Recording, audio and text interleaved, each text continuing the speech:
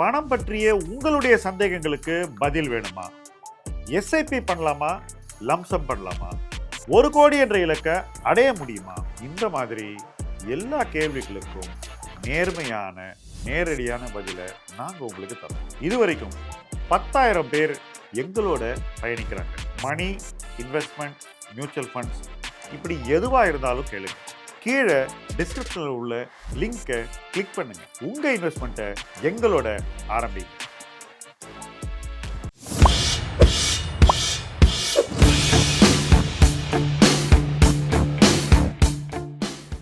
Welcome to another episode of 1C+ podcast. இன்னைக்கு நம்மளுடைய guest ஒரு யங்ஸ்டர் நிஷாந்த் ராஜன். சென்னையிலேயே பிறந்து வளர்ந்து இங்கேயே வேலை செய்து கொண்டு வளர்ந்திருக்கக்கூடிய ஒரு இளைஞர். அவர்கிட்டே அவரை பற்றி கொஞ்சம் கேட்போம். நிஷாந்த், உங்களை பற்றி சொல்லுங்கள். என் பேர் நிஷாந்த் ராஜன். ஸோ நான் வந்து வீடியோ எடிட்டராக ஒர்க் பண்ணிகிட்டு இருக்கேன் டிஜிட்டல் மார்க்கெட்டிங் ஏஜென்சியில். So 7 years experience. நான் மார்க்கெட்டுக்கு வந்தது வந்து கோவிடுக்கு அப்புறம் தான். ஸோ கோவிட்லேருந்து ஸ்டார்ட் பண்ணி நானாக ஓனாக ஸ்டார்டிங்கில் தான் பண்ணிகிட்டு இருந்தேன். ஸோ அப்புறமா தான் தெரிஞ்சுது எனக்கும் வந்து நிறைய கைடன்ஸ் தேவைப்படுது அண்ட் வந்து எக்ஸ்பர்ட் அட்வைஸ் வந்து ரொம்ப எப்போ முக்கியமான நீங்கள் என்ன விஷயம். ஏஜில் மார்க்கெட்டுக்குள்ளே வந்தீங்க? இன்னைக்கு உங்களுக்கு என்ன ஏஜ்? நான் 21 வயசில் வந்தேன் சார். ஸோ அப்போ தான் என்னோட கேரியரும் ஸ்டார்ட் ஆச்சு. கொஞ்சம் கொஞ்சமாக சேலரி கேரியர் ஸ்டார்ட் ஆனவுடனே மார்க்கெட்டுக்குள்ளே வந்துட்டீங்க.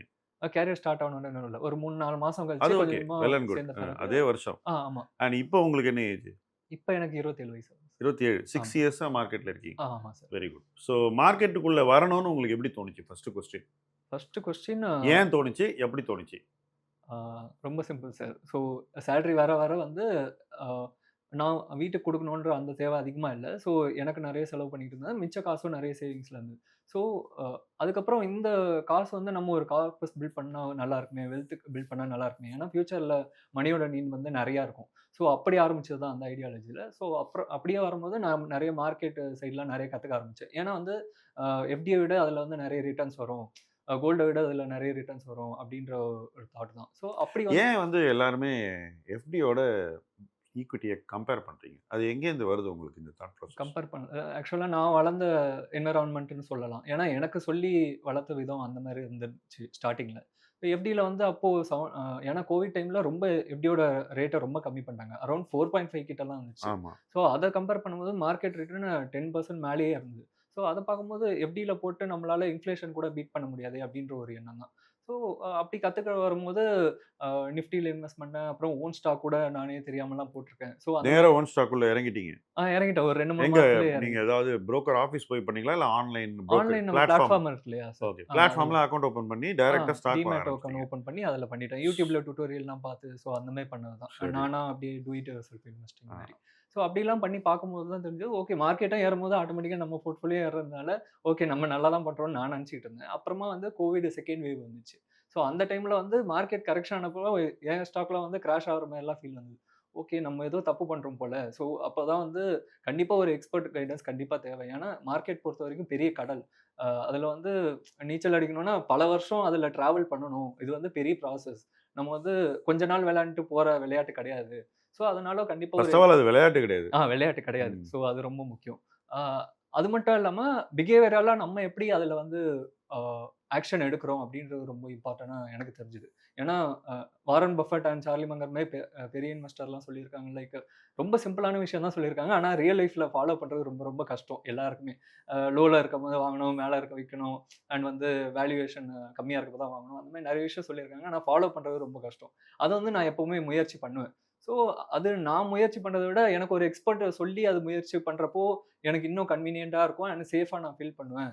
எனக்கு கேபிட்டலுக்கும் எந்த ஒரு பெரிய பிரச்சனை வராதுன்னு சொல்லிட்டு தான் நான் மைல்ஸ்டோன் டூ வெல்த்ன்னு ஒண்ணு கேள்விப்பட்டேன். அதுக்கு முன்னாடி உங்க வீடியோஸ்லாம் 10 மந்த்ஸா வந்து உங்க வீடியோஸ்லாம் பார்த்து அ நெறைய விஷயம் வந்து நீங்க சொல்றதெல்லாம் எனக்கு ரொம்ப கரெக்ட்டா இருக்கும். ஸோ மார்க்கெட் பத்தி உங்களுக்கு இந்த டைரக்ட் ஈக்விட்டில நிறைய விழுந்துச்சு அப்படின்னு சொல்றீங்க இல்லையா? ம். ரொம்ப மார்க்கெட்ட விட நம்ம போர்ட்ஃபோலியோ அதிகமா விழுந்துச்சு. ஆ. அதனால எனக்கு கொஞ்சம் ம். அலாரம் அடிச்சது ம். அப்படின்னு நீங்க சொல்றீங்க. அந்த மாரி ஏதாவது சில குறிப்பிட்ட பங்குகள் உங்கள பாதர் பண்ணிச்சா? சில பங்குகள்னால உங்களுக்கு இந்த கவலை அதிகரிச்சு, ம். அதுதான் இந்த ஒரு இல்ல நம்ம போய் கைடன்ஸோட இன்வெஸ்ட் பண்ணலான்னு ஒரு உந்துதல் எதனால வந்து எந்த குறிப்பிட்ட பங்குகள் ஏதாவது அந்த ஒரு எக்ஸ்பீரியன்ஸ் உங்களுக்கு குடுத்துச்சா? பேட் குறிப்பிட்ட எக்ஸ்பீரியன்ஸ்? பங்குகள்னா வந்து நான் ஃபர்ஸ்ட்டு மார்க்கெட்டோட ரொம்ப ஃபேவரைட் ஐடிசி. ஸோ அந்த மாரி பங்கு and Karnataka bank, south Indian bank அப்புறம் வந்து மத்த லைக் மத்த சில ப்ளூ சிப் ஸ்டாக்ஸ் சொல்லலாம். ஸோ அதுவும் வந்து அந்த எல்லாம் கீழ வந்ததுனால உங்களுக்கு கீழ வந்ததுனால என்ன இது? ஸோ நல்ல வேல்யூவேஷன்ல இருக்கு. ஸோ ம அ நல்ல குரோத் எதுவும் ஓரியன்டேஷனும் இருக்கு. ஆனா ஏன் வந்து எல்லாரும் விக்கிறாங்க? இல்ல வந்து மார்க்கெட் ஃபாலோ ஆகுதுன்னு எனக்கு புரியல. ஸோ அப்புறமா அத பத்தி டீப்பா இன்னும் ரிசர்ச் பண்ணி இன்னும் பண்றப்போ தான் புரியுது. மார்க்கெட் பிஹேவியர் வேற அண்ட் வந்து அ அது எப்போ ஏறணும்னு நினைக்கிறோமோ அப்பதான் ஏறும். அது நம்மளால யாராலுமே பிரெடிக்ட் பண்ண முடியாது. ஸோ அதால அத யாரு கரெக்ட்டா ஹேண்டில் பண்ணுவான்னு பார்த்தா ஒரு எக்ஸ்பெர்ட்டால தான் ஹேண்டில் பண்ண முடியும். அப்படின்னு சொல்லிட்டு வந்தது தான் மைல்ஸ்டோன் வெல்த்ல வந்து 2021 அப்போ அ ஆரம் கூட சேர்ந்து ரமேஷ் ஆரம் அவங்க வந்து நல்லா கைட் பண்ணி எனக்கு வந்து எல்லாமே தெளிவா எக்ஸ்பிளைன் பண்ணாங்க. எக்ஸ்பிளைன் பண்ணி அக்கவுண்டும் இங்க ஓப்பன் பண்ணி குடுத்து அப்பதான் ஜாயின் பண்ணது. ஸோ அப்போ லாஸ்ட் ம், ஃபியூ இயர்ஸ்ல ம். நீங்க 3 இயர்ஸா இருக்கேன்னு சொல்றீங்க இல்லையா? எது மார்க்கெட்ல சொல்றீங்களா? இல்ல மைல்ஸ்டோன்ஸ் வெல்த்ல. 5 இயர்ஸ் கிட்ட ஆச்சு. ஓகே. ஸோ இப்ப நான் உங்கள ஒரு கேள்வி கேட்க போறேன். நீங்க சில்வர்ல இன்வெஸ்ட் பண்ணீங்களா? First question. ஆமா சார். டிஜிட்டலா? ரொம்ப கம்மியான அளவுல தான் சார் இன்வெஸ்ட் ஏன்? அதுதான் என்னோட கேள்வி. ஏன்னா ஒரு பயம் தான் சார். ஏன்னா வந்து நான் ஒரு கன்சர்வேட்டிவ் இன்வெஸ்டர். நான் ரொம்ப அக்ரெசிவா இறங்க மாட்டேன். கொஞ்சம் சேஃப்டியாவும் நான் பார்ப்பேன். அப்படி பார்க்கும்போது எனக்கு சில்வர் வந்து அப்ப எதுவுமே தெரியல. அந்த அளவு. ஏன்னா 10, 15 இயர்ஸா பெருசா ரிட்டர்ன் குடுக்காத பங்கு வந்து எப்படி ஷார்ட் டெர்ம்ல டபுள், ட்ரிபிள்லாம் ஏறும் அப்படின்ற ஐடியா எனக்கு தெரியல. ஆனா வந்து நீங்க வந்து எனக்கு இன்வெஸ்ட்மென்ட் கால்லாம் குடுத்தீங்க.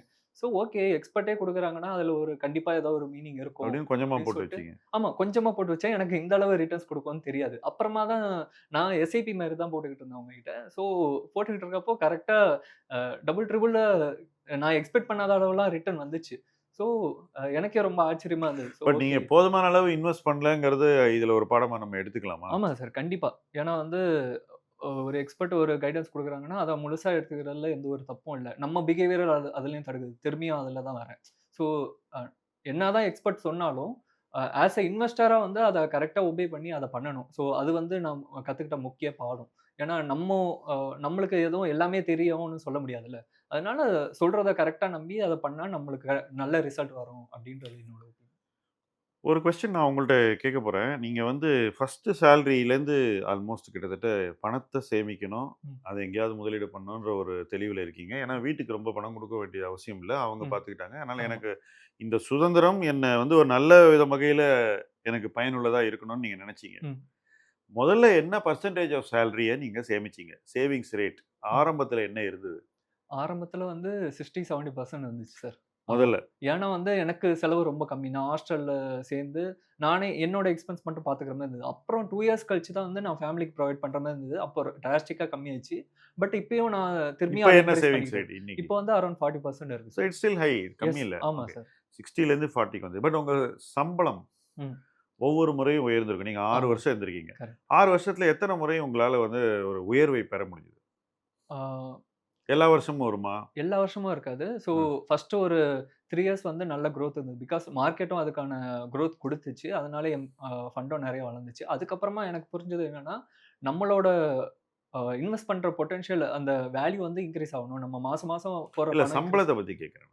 சம்பளம் எப்ப இன்கிரீஸ் ஆச்சுன்னு கேக்குறீங்க? எத்தன வாட்டி? 6 வருஷம் நீங்க வேலை பண்ணியிருக்கீங்கல்ல. ஆமாமா. வருஷா வருஷம் உயருமா சம்பளம்? ஆமா சார். வருஷம் வருஷம் அரவுண்ட் 10-20% கன்ஃபார்மா சரி. உயரும். சம்பளம் உயரும்போது நீங்க உங்களுடைய சேமிப்பு விகிதத்த உயர்த்த முடிஞ்சுதா? அல்லது அட்லீஸ்ட் மெயின்டெயின் பண்ண முடிஞ்சதா? ஏன்னா நீங்க 60ல ஆரம்பிச்சேன்றீங்க. ம். ஆமா. இப்ப 40ல இருக்கேன்னு சொல்றீங்க. ஆமா. இது வந்து ஒரு குறிப்பிட்ட காலச்சூழல்ல நடந்ததா? இல்ல வந்து முதல்ல 60ல ஆரம்பிச்சு ஒரு ஒரு வருஷமா குறைஞ்சிட்டு வருதா? ஆ. இல்ல உங்களால வந்து இந்த சேமிப்பு இத பத்தி திங்க் பண்ண முடியுதா ஃபர்ஸ்ட்? அதான் நான் கேட்கிறேன். புரியுது சார். ஆக்சுவலா வந்து ஃபர்ஸ்ட்டு நான் ஸ்டார்ட் பண்ணப்போ என்னோட ஓன் எக்ஸ்பென்ஸ் மட்டும் தான் இருந்ததுனால, 60, 70% வரைக்கும் கூட போயிடுச்சு. ஸோ அதுக்கப்புறம் என் ஃபேமிலிய பார்த்துக்க ஆரம்பிச்சதுக்கப்புறம் டிராஸ்டிக்கா 20% வரைக்கும் கம்மியாச்சு. அப்புறமா சேலரி இன்கிரீஸ் ஆக ஆக லைஃப் ஸ்டைல வந்து ஓரளவுக்கு இன்கிரீஸ் பண்ணிக்கிட்டாலும், நான் வந்து டிலேட் கிராட்டிஃபிகேஷன் அந்த மாரிலாம் ஃபாலோ பண்ணதுனால, அ இதுல வந்து என்னால பெர்சன்டேஜா அதிகப்படுத்த முடியுது. நீங்க இன்வெஸ்ட்மென்ட்ல. அப்படி தான் ஓரளவு 30 லைஃப் ஸ்டைல இன்கிரீஸ் பண்ணிக்கிட்டான்னு சொல்றீங்க. ம். வியூவர்ஸ்க்கு வந்து ம். அது இந்த ஓரளவுங்கிறத நீங்க எப்படி எந்த இடத்துல நிறுத்துறீங்கன்னு கொஞ்சம் சொல்லுங்க. உதாரணத்துக்கு என்ன பைக் ஓட்டுறீங்க? பைக் பல்சர் 150 தான் சார். பல்சர் 150 ஆமா ஓட்டுறீங்க. சார். எந்த பைக்க நீங்க தவிர்த்தீங்கன்னு சொல்லுங்க. இத வாங்கியிருக்கலாம். ஆனா நான் இத வாங்கல அப்படின்னு ம். ஒரு விஷயம் ஒரு பைக் சொன்னா அது என்ன பைக்கா இருக்கும்? ராயல் என்ஃபீல்டு வாங்கலாம்னு நெனச்சேன். ராயல் என்ஃபீல்டுக்கு ஆமா, பதிலா இத ஓட்டுறீங்க. ஆமா. கார் வாங்கணும்னு யோசிச்சீங்களா? இப்போதைக்கு அந்த நீட் இல்ல. அண்ட் வந்து அந்த அளவு கிரேஸ் இல்ல எனக்கும். ஸோ எவ்வளவு அதனால டிஸ்டன்ஸ் நீங்க டெய்லி பைக்ல கம்யூட் பண்றீங்க? டெய்லி ஆவரேஜா ஒரு 20 கிலோமீட்டர்ஸ் கம்யூட் பண்றேன். போக வர 2 ஆமா. சேர்த்து. கிட்டக்க தான் ஆஃபீஸ். So okay. அதனால பெரிய டிஃபரன்ஸ் இருக்காது. ஆனா வீக்கெண்ட் வந்து மோஸ்ட்லி மந்த்லி இல்லன்னா 2 மாசத்துக்கு ஒரு வாட்டி லாங் டிரைவ் போயிடுவேன். எங்க ஈசிஆர் அந்த போவீங்க? மாரி. சொல்லுங்க பாப்போம். ஈசிஆர், மகாபலிபுரம், பாண்டிச்சேரி அந்த மாரி போயிட்டு வரேன். தனியா மோஸ்ட்லி அங்க போவீங்களா? தான். ஃப்ரெண்ட்ஸ் குரூப்பா போவீங்களா? ஃப்ரெண்ட்ஸாவும் போயிருக்கேன். சோலோவா சம்டைம்ஸ் போயிருக்கேன் சார். ஸோ அந்த ஓகே. மாரி. ஆமா. ஹில் ஸ்டேஷன் அந்த மாரி கூட பைக்லலாம் அப்போ உங்க போயிருக்கேன். சேஃப்டி எல்லாம் நீங்க எப்படி அதாவது எப்படி பிளான் பண்ணுவீங்க? சேஃபா எப்படி போறது அப்படிங்கிறத எப்படி பிளான் பண்ணுவீங்க? சேஃபா போறது ஃப்ரெண்ட்ஸோட போனா ஆட்டோமேட்டிக்கா சேஃப் வந்துரும். ஏன்னா பிளான் பண்ணி கரெக்ட்டா போயிடுவோம். சோலோவா போறப்போ அதுக்கேத்த மாரி அ ரூம் ஸ்டே இதெல்லாம் வந்து கரெக்ட்டா பிளான் பண்ணி, நான் சொந்தமா போறப்ப அதுக்கான சேஃப்டி இன்னும் இன்கிரீஸ் ஆகணும்ல. ஸோ அத பார்த்துட்டு நான் போவேன். அதுக்கேத்த மாரி நான் எக்ஸ்பென்ஸ் வந்து மாசம் மாசம் என்னோட வெக்கேஷனுக்கோ, என்னோட சில் பண்றதுக்காகவோ அது தனியா எஸ்ஐபியா வந்து போட்டு வச்சுப்பேன். லிக்விட் ஃபண்டோ அந்த மாரி. ஸோ எனக்கு அமௌண்ட் சேவிங்ஸ் பேக்ல இல்லாதப்போ நான் அத எடுத்து நான் அந்த மாரி செலவு பண்ணிப்பேன். இப்போ மைல்ஸ்டோன்ஸ் தவிர கூட நீங்க நெறைய இன்வெஸ்ட்மென்ட்ஸ் பண்றீங்க இல்லையா? ஆமா சார். அத பத்தி கொஞ்சம் சொல்லுங்க. ஸோ அத பத்தி சொல்லும்போது, என்னோட பர்சனல் இன்ட்ரெஸ்ட்டும் நெறையா ஏன்னா வந்து எனக்கு மார்க்கெட் பத்தி ரிசர்ச் பண்றது ரொம்ப பிடிக்கும். ஸோ டைரக்ட் ஸ்டாக்கும் வந்து நான் நெறைய ரிசர்ச் பண்ணி, இது எதனால எப்படி ஆகுது?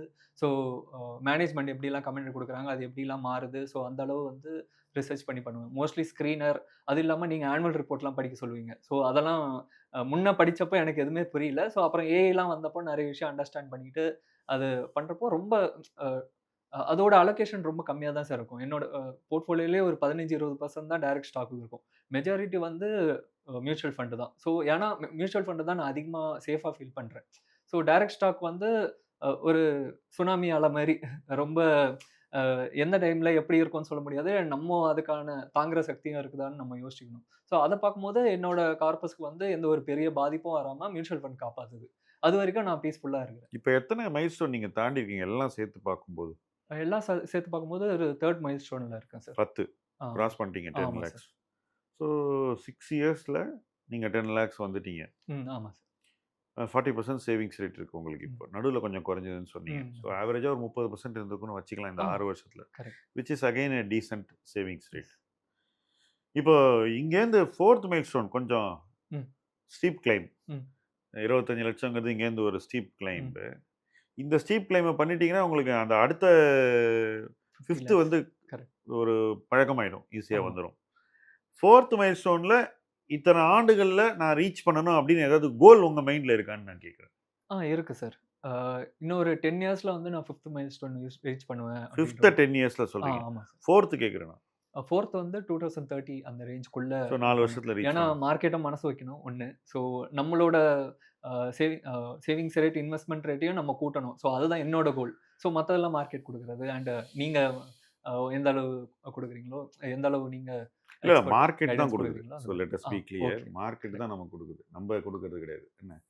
So we don't create. ம். Market creates wealth for us. Correct. So money works for you. ஆ. ஸோ இப்ப நான் ஒரு கொஸ்டின் கேட்க போறேன். ம். சப்போஸ் 4 இயர்ஸ்ல மார்க்கெட் ஒண்ணுமே பண்ணலன்னு வச்சுக்குவோம். ம். ஏன்னா அமெரிக்கா அடிக்கக்கூடிய கூத்துல ம். உலக பொருளாதாரத்தை எங்க கொண்டு போய் நிறுத்த போறாங்கன்னு அவங்களுக்கே தெரியாது. ம். அப்ப நம்ம எங்க தெரிஞ்சுக்கிறது? ரைட்? சப்போஸ் துரதிர்ஷ்டவசமாக இவங்க செய்யக்கூடிய விஷயங்கள் பேக் ஃபயர் ஆகி எக்கனாமிக்கலா ம். அவங்க எக்கானமியே வந்து ஒரு சிக்கல்ல வந்து ம். அதன் பிரதிபலிப்பாக மற்ற எல்லாருக்கும் ம். அடி வந்துச்சுனாக்கா ம். அப்போ 4 இயர்ஸ்ல ம். நம்ம நினைக்கிற விஷயம் நடக்காம போயிடுச்சுன்னா ம். இந்த 4 இயர்ஸ்ல நீங்க என்ன பண்ணுவீங்க? இந்த 4 இயர்ஸ்க்கு அப்புறம் என்ன பண்ணுவீங்க? How different will you try? என்ன பண்ணுவீங்க? ஏன்னா இன்னைக்கு நீங்க வந்து ஓரளவுக்கு இந்த எக்விட்டி இது போன்ற அசெட் கிளாஸை நீங்க நம்புறீங்க. ஆமா இதுவரைக்கும் சார். நீங்க ரியல் எஸ்டேட் பக்கம் போகல. போல. தங்கம் பக்கம் போனீங்களா? தங்கம் பக்கம் போயிருக்கு. எவ்வளவு இந்த 10ல எவ்வளவு தங்கம்? மொத்தல ஒரு 10% அலோகேஷன் இப்போதைக்கு இருக்கு. ஸோ இதுக்கு முன்னாடி வந்து ஒரு 20%லேருந்து அப்படியே டிராஸ்டிக்கா கொஞ்சம் குறைச்சிட்டு வித்துட்டீங்க வந்துட்டேன். தங்கம் ஆமா இப்போ. வித்துட்டேன் சார். மேலே ஏறும்போது. ஆமா. எப்ப வித்துட்டு இப்ப கொஞ்சம் சில மாதங்கள் முன்னாடியா? கடைசி 1 வருஷமா வித்துட்டேன் சார். 1 வருஷமாவே விக்கிறீங்க. ஆமா. கன்சர்வேட்டிவ் ஆமா. சொல்லிட்டீங்க நீங்க. ஆமா சார். ஓகே. ஸோ சில்வர்ல அண்டர் இன்வெஸ்ட் பண்ணீங்க. ம். தங்கத்துல ஒரு பாதியை வித்துட்டீங்க. ஆமா. ஆ, அப்படி இருக்கக்கூடிய உங்களுக்கு ம். ஈக்விட்டி தன் வேலையை 4 வருஷத்துல செய்யலைன்னா ம். எப்படி இருக்கும்? எப்படி அதுக்கு ப்ரிப்பேர் பண்றீங்க சொல்லுங்க. ஆக்சுவலா பொறுமையா இருக்கணும் சார். எனக்கு தெரிஞ்சு அதுதான். ஃபர்ஸ்ட்டு பொறுமையா இருக்கணும். அத தாண்டி அ இந்த வருஷம் இருக்க மாரி அடுத்த வருஷம் இருக்காதுன்னு நெனைக்கிறேன். ஸோ அப்படி இருக்க பட்சத்தில நெக்ஸ்ட் இயர் இல்ல அதுக்கும் அடுத்த வருஷம் வேற ஏதாவது ஆப்பர்ச்சுனிட்டி வரலாம். இந்த இடைப்பட்ட காலத்துல என்ன பண்ணுவீங்கன்னு கேட்குறேன். What is your plan to manage your self? Market உங்க ம். போர்ட்ஃபோலியோவை பார்த்துக்கும். ஆமாமா. நீங்க உங்களை எப்படி மேனேஜ் பண்ண போறீங்க? பாதி பேர் வந்து தாங்க போர்ட்ஃபோலியோ மேனேஜ் பண்றதா ம். நினைக்கிறாங்க. ம். போர்ட்ஃபோலியோ மேனேஜர் கூட ஆ. டிசிஷன் மேக்கிங் தான் மேனேஜ் பண்றோம். ஓகே. மார்க்கெட் தான் என்ன குடுக்கணுங்கிறத தீர்மானிக்குது. ஆமா சார். ம். ஸோ அந்த டைம்ல அ எப்படி சொல்றது? ஸோ நீங்க எப்படி இருப்பீங்க? நான் மார்க்கெட்ல ஒண்ணுமே சப்போஸ் -10% வந்தா எப்படி இருப்பீங்க? ம். -20% வந்தா எப்படி இருப்பீங்க? ஸோ 0 வந்தா எப்படி இருப்பீங்க? ஐயோ! 3 சினாரியோ 0 எழுதியிருக்கேன். 0 வருமான்னு தெர்ல. அ. ஸோ -10, 20%லாம் வர அளவு வச்சுக்க கூடாது அப்படின்னு நெனைக்கிறேன். ஆனாலும் மார்க்கெட் குடுக்குறது தான் மார்க்கெட் ப்ராஃபிட் குடுக்குற மார்க்கெட் தான் லாஸும் குடுக்கும். ஸோ நீங்க கொரோனா சொன்ன வந்தது. ஆமா. அப்போ வந்து 30% கிட்ட வந்தது. மேலேயே போச்சு கீழ. ஆமா. அந்த ஒரு நாள் நீங்க போர்ட்ஃபோலியோ பார்த்திருக்க மாட்டீங்க. ஆ. என்னைக்கு பாட்டம் இருந்ததோ, ம். மார்ச் 1 ஏதோ சம்திங் லைக் தட். ஆமா. ஸோ இப்ப நான் உங்கள கேள்வி கேட்கிறேன். அந்த மாதிரி ஒரு நாள் வந்தா நீங்க என்ன பண்ணுவீங்க? ஏன்னா ஏற்கனவே ஒரு தடவ பார்த்துட்டீங்கல்ல. ஆமா சார். இது 2வது முறை வந்துச்சுன்னா ஆ. என்ன பண்ணுவீங்க? என்ன பண்ணுவோம்னா மார்க்கெட் ஆ. Crash crash. குளோபலி வந்துச்சுன்னா, அன்னைக்கு உங்க மைண்ட் செட் எப்படி இருக்கும்? அன்னைக்கு என் மைண்ட் செட் கொஞ்சம் பயமா தான் இருக்கும். இருந்தாலும் நான் இத்தன வருஷமா கத்துக்கிட்ட பாடத்துல, நான் அதுக்கான சில அலோகேஷன் வந்து நான் கொஞ்சம் சேஃப் மணி எடுத்து வச்சிருக்கேன். ஸோ அந்த மணி வந்து எக்ஸ்பர்ட் கைடன்ஸ் மூலியமா எந்த வேல்யூவேஷன் திரும்ப கம்மியா இன்வெஸ்ட் இருக்கோ, பண்ணுவீங்க. அதுல கொஞ்சம் இன்வெஸ்ட் பண்ணுவேன். ஸோ அந்த டேஸ் எப்போ வேணுமோ வரலாம் அப்படின்ற பிரிப்பரேஷன் எனக்கு இருக்கு. அதனால வந்து எனக்கு எமர்ஜென்சி ஃபண்ட் நான் வச்சிருக்கேன். 6 மந்த்ஸ்க்கான சேலரி கார்பஸ் இருக்கு. அது இல்லாம வந்து லிக்விட் ஃபண்ட்லயோ, எமர்ஜென்சி ஃபண்ட்லயோ ஏதாவது மெடிக்கல் எக்ஸ்பென்ஸ் வந்துச்சுன்னா, அதுக்கும் நான் தனியா இந்த வச்சிருக்கேன். ஸோ எமர்ஜென்சி அதனால ஃபண்டே எனக்கு நீங்க இந்த 3 மைல்ஸ்டோன் உடைய மொத்த கணக்குல சேர்த்துக்கிறீங்களா? அத சேர்த்துக்கலையா? நான் ஒரு ஆ இன்ட்ரஸ்டிங்கான கொஸ்டின் கேட்கிறேன் புரியுது உங்கள்ட்ட. சார். புரியுது. நீங்க வந்து உங்களுடைய எவ்வளவு ஃபைனான்ஷியல் வெல்த் இருக்குன்னு சொன்னாக்கா, நீங்க வந்து 3 மைல்ஸ்டோன் நான் ரீச் பண்ணிட்டேன் அப்படின்னு ஆமா சொன்னீங்க. சார். இந்த எமர்ஜென்சி ஃபண்ட் நீங்க சொல்றீங்க இல்லையா? 6 மந்த்ஸ் சேலரி. ம். ம். அது இதுல அடக்கமா? அல்லது இதுக்கு வெளியில வச்சிருக்கீங்களான்றத சொல்லுங்க. வெளியில தான் சார் வச்சிருக்கேன். இன்ட்ரஸ்டிங். இதான் எஸ். இதுல ரொம்ப இன்ட்ரஸ்டிங்கான பாயிண்ட். ஸோ அத நீங்க சேர்த்துக்கல. சேர்த்துக்கவே இல்ல. அது தனியா வச்சிருக்கீங்க. ஆமா சார். அதத்தான் நீங்க என்ன சொன்னீங்கன்னா, எனக்கு கீழ வந்தா நான் அதுல ஒரு பகுதி எடுத்து நான் போடுவேன் ஆமா சார். மார்க்கெட்ல. ம். இது என்ன பண்ணும்னாக்கா, ம். அந்த மாதிரி ஒரு எக்ஸ்ட்ரீம் சிச்சுவேஷன் நீங்க போடுற அந்த பணம் ரொம்ப ஃபாஸ்ட்டா மதிப்பு கூடிடும். ம். ஸோ உங்க ரிட்டர்ன வந்து அந்த ஒரு டிசிஷன் மட்டுமே ம். வேகப்படுத்திடும். ம். இந்த இடைப்பட்ட காலத்துல நீங்க பண்ற எல்லா விஷயத்த விட, ம். அன்னைக்கு நீங்க மாத்துற அந்த கரெக்ட். பணம் இருக்கு பாருங்க, அது செய்யக்கூடிய வேலை வந்து ஹெவி லிஃப்டிங்னு நம்ம இங்கிலீஷ்ல சொல்லுவோம். கரெக்ட். இது உங்க போர்ட்ஃபோலியோ தூக்கி கரெக்ட். நிறுத்திடும் மேல. ஸோ அந்த ஒரு பாயிண்ட் உங்களுடைய ஃபினான்ஷியல் அமைப்புல ரொம்ப முக்கியமானது. அத மைண்ட்ல வச்சுக்கோங்க. பிகாஸ் கரெக்ட் அது சார். இருக்கிறனால அது ஏன்னா வந்து அது லைட்டா முன்னாடியே நான் அந்த சிம்ப்டம்ஸ்லாம் பார்த்துருக்கேன். ஏன்னா யுஎஸ் யுக்ரைன் வார் அந்த மாரி வந்து சில கிராஷஸ் சின்ன சின்னதா வந்துச்சு. ஸோ அப்பல்லாம் நீங்க வந்து லம்சம் கால் குடுக்கும்போதெல்லாம், அப்போ நான் லம்சம் போட்ட பிறகு தான் தெரிஞ்சது. அதுலருந்து இன்னும் பெட்டர் ரிட்டர்ன்ஸ் எனக்கு கிடைச்சிருக்குன்ற அப்படித்தான் வரும். ரிசல்ட் பார்த்தேன். இப்ப நம்ம கால் குடுக்கறதே வந்து இப்ப நான் வந்து இந்த இந்த சஜஷன் நான் இன்னைக்கு இது பண்ணலாம் அப்படின்னு நான் ம். ஞாயித்துக்கிழமை வீக்லி ஒரு செஷன் குடுக்குறோம் அல்லது மார்க்கெட் கீழ ம். வரும்போது ஒரு செஷன் குடுக்குறோம்னா, அந்த நாள் கண்டிப்பா அந்த இடத்துல இன்வெஸ்ட் பண்ணா நமக்கு ஒரு ரீசனபிள் ப்ராஸ்பெக்ட் இருக்கு. ம். கரெக்ட். அந்த நாள் இன்வெஸ்ட் பண்றதுக்கு ஒரு இன்வெஸ்ட்மென்ட் மெரிட் இருக்கு. கரெக்ட். இன்னைக்கு செய்ய வேண்டிய ஒரு நியாயம் இருக்கு. ம். நம்மளால நியாயப்படுத்த முடிஞ்சா தான் அன்னைக்கு உங்களுக்கு அந்த பரிந்துரையே வரும். இத ம். நீங்க வந்து முதலீடு செய்யலாம் அப்படின்ற ம். ஒரு நட்ஜ். எஸ். ஏன் வருதுன்னா, அது கன்விக்ஷன் பேஸா தான் வருதே ஒழிய, ம். அது தொழில்மயமான ஒரு டிசிஷன் இல்ல. கரெக்ட். இன்வெஸ்ட்மென்ட்ங்கிறத ஒரு தொழிலா பார்க்கக்கூடாது. ஆ. அது வந்து ஒரு வே ஆஃப் லைஃப். கரெக்ட். அத எஸ். நமக்கே பண்ணிக்கிட்டாலும், அல்லது இன்னொருத்தருக்கு பண்ணிக்கிட்டாலும், அத அப்படிதான் பண்ணணும். ம். அத அப்படி பண்ணா தான் எல்லாம் ஜெயிக்க முடியும். கரெக்ட். நான் தொழிலா பண்றேன், அதனால எனக்கு தினமும் பணம் வேணும். அதனால நீ என்னைக்கா இருந்தாலும் உன் காச போடுன்னு சொல்றது வந்து ம். சரியில்ல. சரியில்ல. எங்க வேணா உன் காச போடுன்னு சொல்றதும் சரியில்ல. இப்ப பிளாட்ஃபார்ம்ல நீங்க போய் பண்ணியிருக்கீங்க. ஆமா. இதே ஆமா. ஈக்விட்டியும் பண்ணியிருக்கீங்க, மியூச்சுவல் ஃபண்டும் பண்ணியிருக்கீங்க. ஆமா. ஏன் அது வந்து உங்களுக்கு நீங்க நினைக்கிற ரிசல்ட்ட குடுக்கல அப்படின்னு நீங்க யோசிச்சு பார்த்தீங்க? யோசிச்சிருக்கேன் சார். ஏன்னா வந்து என்னோட life day to day life வந்து எனக்கு டைம் ரொம்ப ரொம்ப கம்மி. ஏன்னா இந்த ஃபீல்ட்ல இருக்கிறதுனால எனக்கு நைட்டும் ஒர்க் இருக்கும், டேவும் ஒர்க் இருக்கும். ஸோ ப்ராஜெக்ட் பேஸ்டா மாறும். மோஸ்ட்லி வந்து நான் எப்போ டைம் ஸ்பெண்ட் பண்ணேன்னா, வீக்லி இல்லன்னா மந்த்லி ஒன்ஸ் ஆர் ட்வைஸ் அந்த மாதிரி டைம் ஸ்பெண்ட் பண்றதுனால, எனக்கு அதுல ஸ்பெண்ட் பண்ணி நான் கத்துக்கிட்டு அத பண்ற டைம் வந்து ரொம்ப கம்மி. 1. இன்னொன்னு அ ஒரு எக்ஸ்பெர்ட் குடுக்குற அளவுக்கு வந்து ஒரு நாலேஜோ, ஒரு ஸ்கில்லோ, ஒரு அ இத்தன வருஷம் அ கத்துக்கிட்ட பாடங்கள், அந்த பிஹேவியர் வந்து எனக்கு வந்துராது. ஏன்னா வந்து நான் ரொம்ப ஷார்ட் பீரியடா தான் இருக்கேன். அது வந்து என்ன விட உங்களால பெட்டரா குடுக்க முடியும். ஸோ அதனால உங்க கைடன்ஸ் எடுத்துக்கிறது எனக்கு எப்பவுமே யூஸ்ஃபுல்லா தான் இருந்தது. இல்ல பிளாட்ஃபார்ம்ல வந்து ஏன் வந்து ஒரு இன்வெஸ்டர் இத்தனை கோடி பேர் இருக்காங்க. ம். இத்தனை கோடி பேர்ல கிட்டத்தட்ட 99% ஆஃப் த இன்வெஸ்டர்ஸ்க்கு நல்ல எக்ஸ்பீரியன்ஸ பிளாட்ஃபார்ம் குடுக்கல. ஆ. இது ஏன் குடுக்கல அப்படின்னு பார்த்தீங்கன்னா, ம். பிளாட்ஃபார்ம் என்ன உங்களுக்கு எளிமைப்படுத்திச்சு அப்படின்னு பார்த்தீங்கன்னா, ம். அந்த டிரான்சாக்ட் பண்ணக்கூடிய அந்த ஃப்ரிக்ஷன். ம். இப்ப நீங்க வந்து எப்ப வேணா அது தொடர்ந்து ஒரு ஆர்டரை போட்டு ம். தூங்கிடலாம். ம். அடுத்த நாள் அது இம்ப்ளிமெண்ட் ஆயிடும். அல்லது மார்க்கெட் நேரத்துல போட்டீங்கன்னா, உடனடியா இம்ப்ளிமெண்ட் ஆயிடும். கரெக்ட். பணத்த ட்ரான்ஸ்ஃபர் பண்றது ரொம்ப ஈஸி. கரெக்ட். ஸோ இந்த நேரமின்மை சார்ந்த ம். விஷயங்கள ஃப்ரிக்ஷன வந்து அது குறைச்சிருதே ஒழிய, ம். ம். எந்த நேரத்துல நீங்க ஆ. எத செய்யணும், எவ்வளவு செய்யணும் ம். அப்படின்னு எந்த பிளாட்ஃபார்ம்னாலயும் உங்களுக்கு எந்த வேல்யூ அடிஷனும் குடுக்க முடியாது. அந்த ஃபர்ஸ்ட். கைடன்ஸ் குடுக்க முடியாது. வேல்யூ அடிஷனே கிடையாது. வேல்யூ அடிக்ஷன் கிடையாது. 2வது பாயிண்ட். ம். எந்த நேரத்திலயும் வந்து உங்க கைய புடிச்சு தயவு செஞ்சு இத செய்யாதீங்கன்னு யாருமே சொல்ல மாட்டாங்க. ம். ம். நீங்க தப்பு செய்யும்போது, அந்த தப்பு நடக்கிறதுக்கு அந்த பிளாட்ஃபார்ம் அதனுடைய இயக்க முறையே வந்து வழிவகுக்கும். ம். யாரும் உங்கள வந்து தடுக்க மாட்டாங்க. ம். நீங்க ஒரு தப்பான ஸ்டாக்க போய் எவ்வளவு வேணா வாங்கலாம். உங்களுக்கு பணம் இருந்தா வாங்கிருவான். கரெக்ட். உங்க போர்ட்ஃபோலியோ அலோகேஷன் இந்த மாரி மாறுதுன்னு உங்க ஆர்டர நிறுத்த மாட்டான். ம். கரெக்ட். எதுவுமே கிடையாது. எதுவுமே கிடையாது. ரைட்? ஸோ அப்ப என்ன நடக்குதுன்னா, நீங்க உருவாக்கக்கூடிய போர்ட்ஃபோலியோ அமைப்பு ம். முக்காவாசி பேருக்கு பிளாட்ஃபார்ம்ல தப்பா இருக்கு. ஆ. நான் பார்த்து மட்டும் சொல்றேன். கரெக்ட். வேறஸ் நீங்க ஒரு சின்ன மியூச்சுவல் ஃபண்ட் போர்ட்ஃபோலியோ கிரியேட் பண்ணீங்கன்னா கூட, ம். அந்த போர்ட்ஃபோலியோ நீங்க எடுத்து பாருங்க ஷீட்ட. ம். அதுல ஒரு அமைப்பு தெரியும் உங்களுக்கு. எஸ். இது இவ்வளவு தான். கரெக்ட். இதுக்கு இவ்வளவு தான். இந்த நேரத்துல பணம் இருந்தாக்கா இங்க தான் இன்வெஸ்ட் பண்ணணும். ம். இந்த நாள்ல இவ்வளவு பணத்த இந்த ஃபண்ட்ல இன்வெஸ்ட் பண்ணணும். ம். எஸ்ஐபி இங்க தான் போகணும். ம்.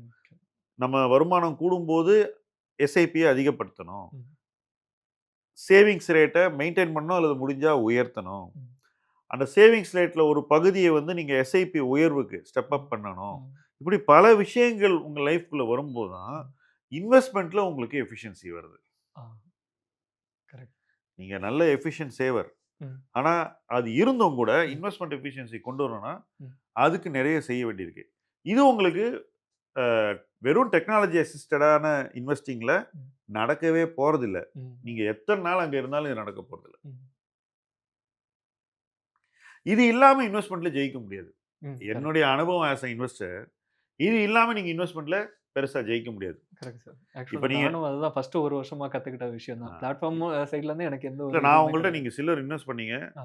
ஆனா ஸ்பெசிஃபிக்கா கேட்டேன். ஆமா சார். போதுமான அளவு இன்வெஸ்ட் பண்ணீங்களான்னு. ஆ. பண்ணல. பண்ணல சார். உங்களுக்கு அசிஸ்டன்ஸ் இருக்கும்போதே உங்களுக்கு தயக்கம் இருக்கு. ஆமா சார். 1. ஆ. கோல்ட்ல என்ன பண்ணீங்கன்னு கேட்டேன். ஆ. நீங்க 20% ஆஃப் போர்ட்ஃபோலியோ வரைக்கும் போயிட்டு 10 கட் பண்ணேன். நான் ப்ராஃபிட் புக் பண்ணேன். நான் கன்சர்வேட்டிவ்னு சொன்னீங்க. ஆமா. அந்த இடத்துல நீங்க வந்து சரியான முதிர்வை வெளிப்படுத்தி இருக்கீங்க. ம். ஆமா சார். ஏன்னா அது உங்களுக்கு எங்கேயோ உள்ள ம். தோணிருச்சு. ம். ஆமா. இங்க தோணல. இங்க சில்வர இப்போ பத்தி அந்த புரிதல் இல்ல 2ல எனக்கு. எதுல ஹையர் ரிட்டர்ன் வந்ததுன்னு சொல்லுங்க. சில்வர்ல தான். ஆ.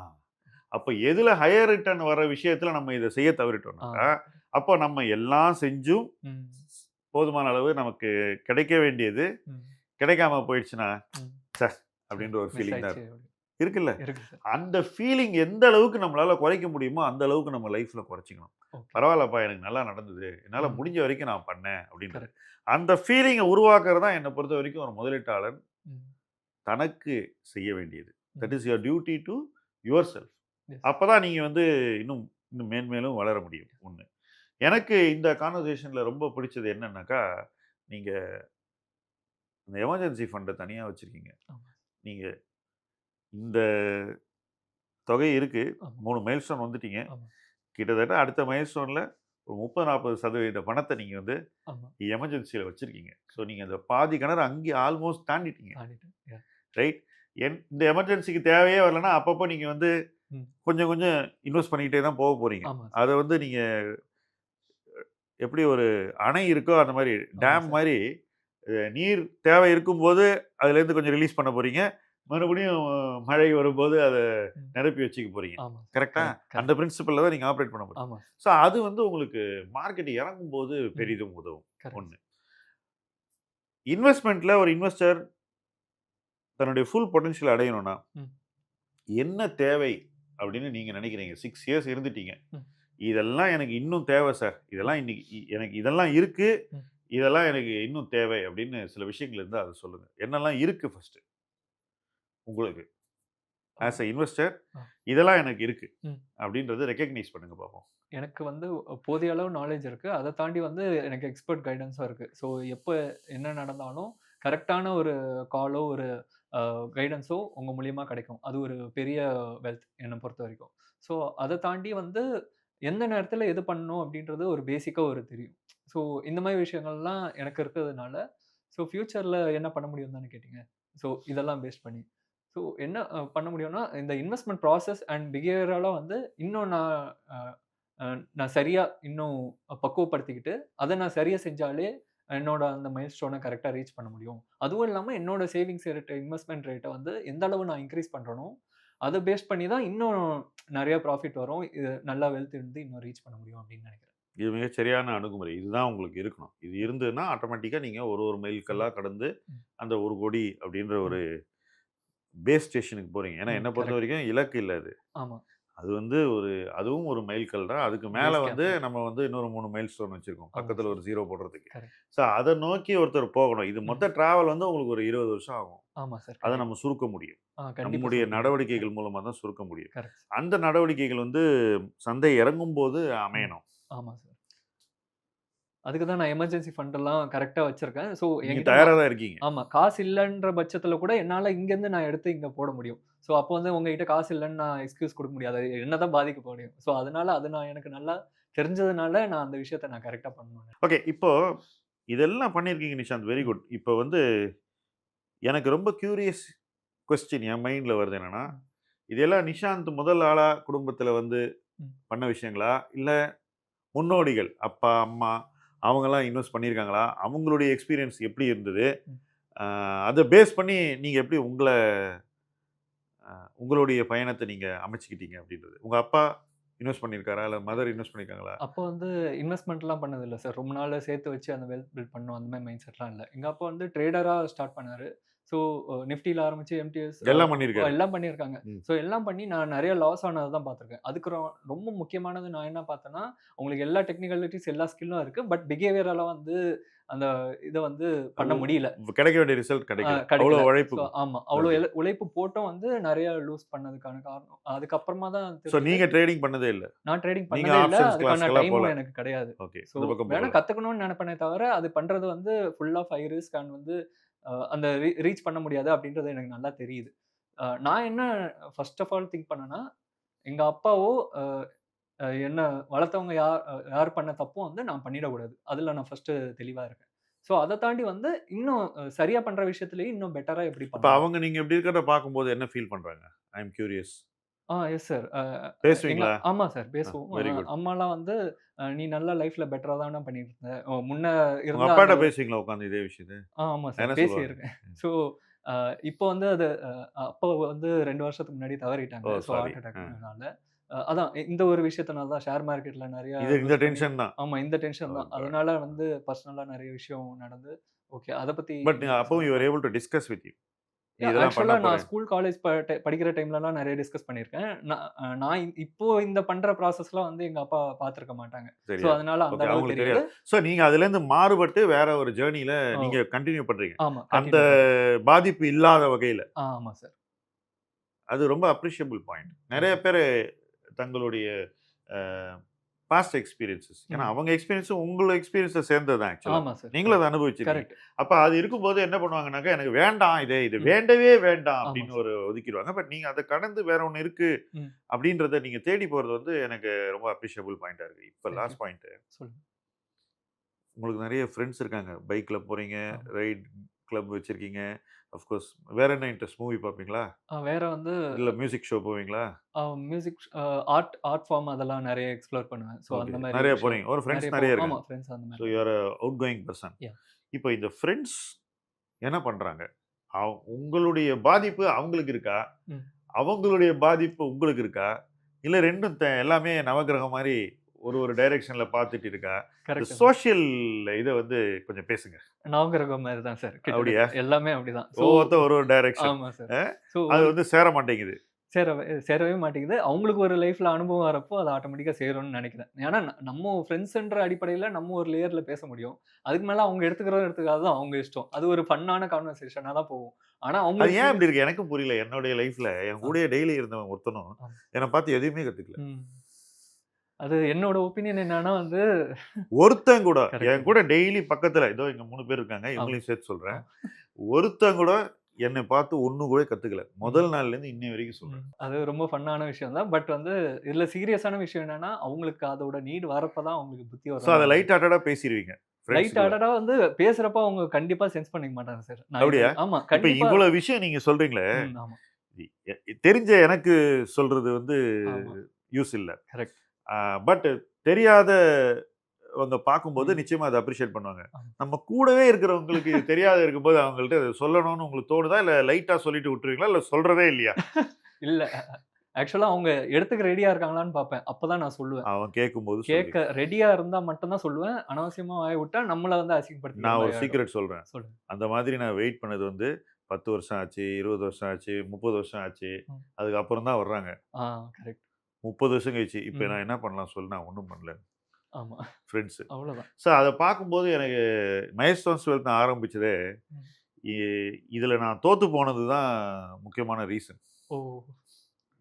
முக்கியமான ரீசன். ஏன்னா ஓகே. எவ்வளவோ பேர் இருக்காங்க. ம், ம், எல்லாரும் நம்ம ஃப்ரெண்டா நெனச்சுக்குவோம். ம். ஓகே. புரியுது. பட் அவங்களுக்கு வந்து இது ஒரு சிம்பிளான ஒரு விஷயத்த எப்படி நம்ம ஜென்டிலா கொண்டு சேர்க்கிறது? ம், ம். ரொம்ப ப்ரீச்சியா ம், அ ம், ம். ரொம்ப வசனம் பேசாம, ம், ம், ம். அதெல்லாம் கேட்க யாரும் ரெடியா இல்ல. உங்களுக்கு தெரியும். ஆமாமா. அது அதனால வந்து அதெல்லாம் பேச எடுத்து முடியாது. டீப்பாலாம் ஸோ சொன்னா யாரும் கேட்க லைட்டா மாட்டாங்க. ஒரு சேலஞ்ச் மாரி இத கொஞ்சம் பண்ணி பாருங்க, இத ஆ. கொஞ்சம் பண்ணி பாருங்க, இத கொஞ்சம் பண்ணி பாருங்கன்னு ஜென்டிலா கொண்டு போம்போது, ம். ஒரு விளையாட்டா ஆரம்பிச்சு அது கரெக்ட், அவங்க மேல வளரணும். கரெக்ட். அதுதான் மைல்ஸ்டோன்ஸ் 12த். ஆமா சார். 2,00,000ங்கிறது ஒரு வயசான வைக்கிறது 4 பேர் என்ன பார்த்து சிரிச்சிருக்காங்க. ஆமா. ஆனா அந்த 2,00,000 ரீச் பண்ணும்போது தான் நம்ம ஒரு விஷயத்த கத்துக்கிறோம். ம். அடுத்ததுக்கு இன்னொன்னு கத்துக்கிறோம். கரெக்ட், அடுத்தது இன்னொன்னு கத்துக்கிறோம். கரெக்ட். இப்ப நீங்க இது ஏதோ ஒரு 1 crore இல்ல நீங்க 10 கோடி பண்ணாலும் முடிஞ்சிருதுன்னு நெனச்சீங்கன்னா, இல்லங்க. இல்ல. எல்லா ஸ்டேஜ்லயும் இந்த சேலஞ்ச் நமக்கு இருந்துகிட்டே இருக்கும். ம். அடுத்தது என்ன பண்ண போறோம்? கரெக்ட். அடுத்தது எப்படி நம்மள மாத்திக்க போறோம்? ம். வருங்காலத்துக்கு எப்படி நம்ம பிரிப்பேர் பண்ண போறோம்? ம். அப்படிங்கிறது. இந்த கான்வர்சேஷன்ல எனக்கு ரொம்ப பிடிச்சது என்னன்னா, நீங்க ரொம்ப செல்ஃப் அவேரா இருக்கீங்க ம். ஃபர்ஸ்ட்டு. ம். நீங்க என்ன தேங்க் யூ சார். செஞ்சீங்கன்றது உங்களுக்கு தெரியுது. என்ன செய்யலைங்கிறது தெரியுது. ம். என்ன செய்யக்கூடாது ம். அப்படிங்கிறது ஓரளவுக்கு உங்களுக்கு அனுபவ ரீதியா தெரியுது. நெறைய பேர் வந்து செய்யக்கூடாதத செஞ்சுட்டு, ம். என்ன இதுல நான் ஜெயிச்சு காட்டுறேன் ஆ. அப்படின்ற ஒரு பிடிவாதத்துல இருப்பாங்க. அந்த ஒரு விஷயத்தையும் நீங்க தவிர்த்துட்டீங்க. ஆமா, அப்படி சைடுல விட்டுட்டு அப்படி கிராஸ் ஆமா. பண்ணி போயிட்டீங்க. ஸோ இதெல்லாம் வந்து லைஃப்ல ஒருத்தருக்கு நடந்ததுனாக்கா, ம். நெறைய டைம் மிச்சமாங்க. கரெக்ட், அ கரெக்ட், அந்த டைம் நமக்கு பணமா மாறிடும். கரெக்ட். அந்த பணம் தான் உங்களுக்கு சீக்கிரம் வரப்போகுது.